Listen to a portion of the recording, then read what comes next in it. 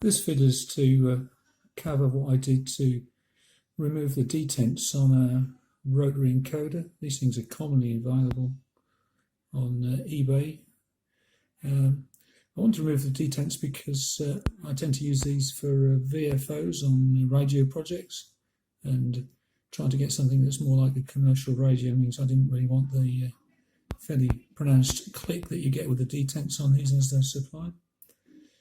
So just to give you an idea, this is a VFO that I put together based on the U-bits VFO, and this is the encoder.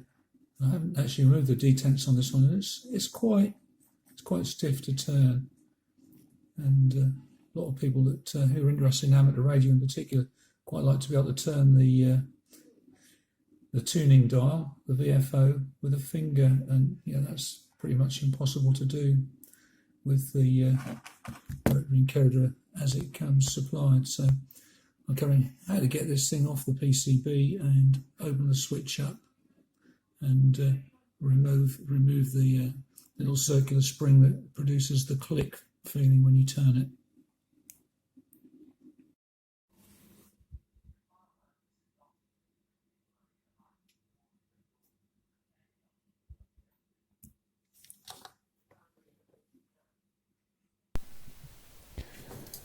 Here I'm desoldering the 5 pins that hold the encoder to the PCB. I used a combination of desoldering braid and a solder sucker. Here I'm just adding some leaded solder. The PCB is put together with unleaded solder.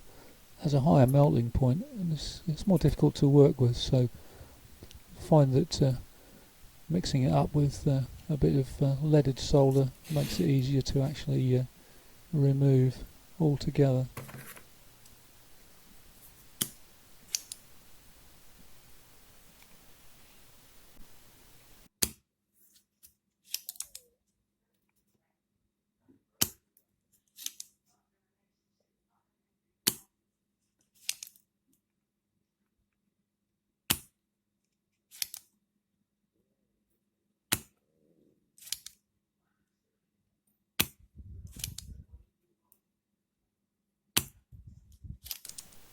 So this is the solder sucker in action. It takes quite a bit of effort to get this off because they're plated through holes, but you will get there. Just have to be patient and keep going. May have to work from both sides, but eventually you get to the point where the pins are clear and you can just pull the encoder away from the PCB.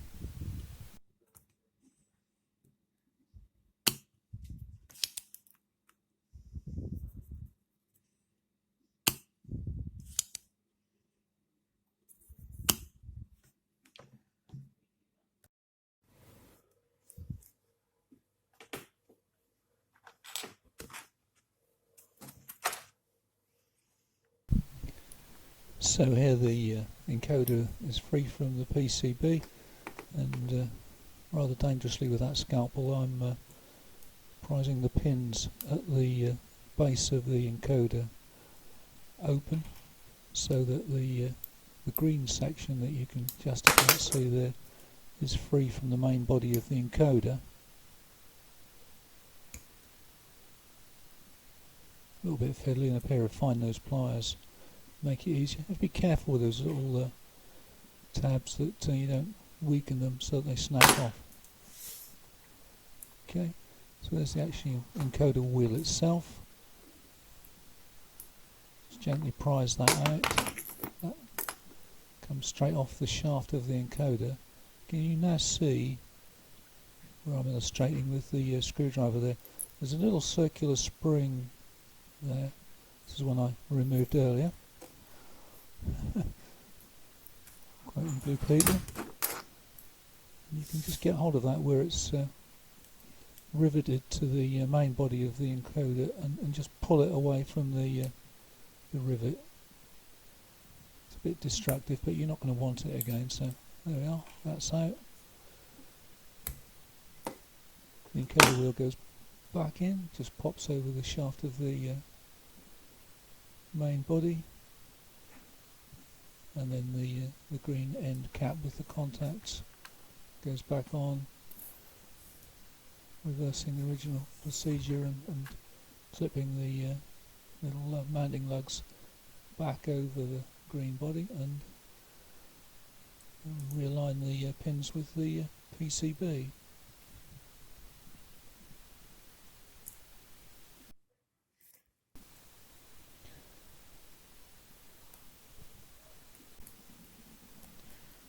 The encoder should slip back into the holes in the PCB board fairly easily, and I like to use one of these gadgets to keep it still while I'm getting the soldering iron back onto it again.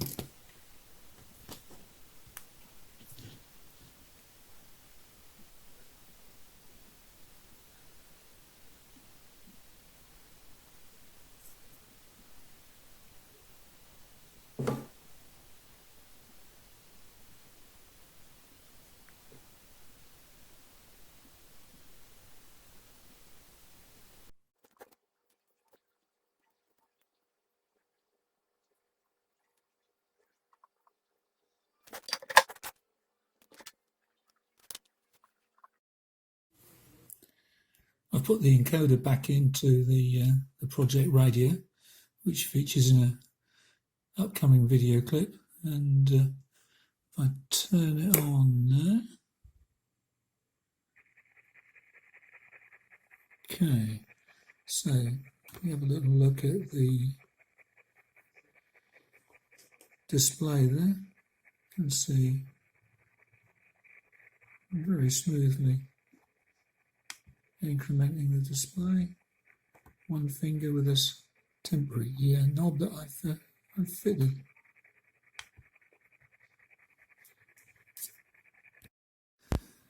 So that's it really. Quite pleased with that. I think a further enhancement would be a larger knob, and I'm going to have a play around with putting something together which has got an impression on it for the finger, but I'm quite constrained with the amount of space I've got. It's quite a slimline design, this is, so we'll see where we get to, but something just a little bit bigger than this would be nice, although this does actually work quite well, so I'll probably develop that and do that in a future video. I'm going to do a few more videos relating to these radio projects that I'm putting together, so there'll be one on this radio and one or two of the other bits and pieces where I've got video footage already, so that's to come in further videos. If you found this at all helpful, I'm glad. I've quite enjoyed doing it. It's a learning curve for me. It's my first, so be gentle, folks, please. Any comments will be gratefully received, and I'm going to post some more radio-related projects and probably some other quite diverse stuff as well into the future. So if you want to, please subscribe. Please give me a like. That would be nice. And till the next time.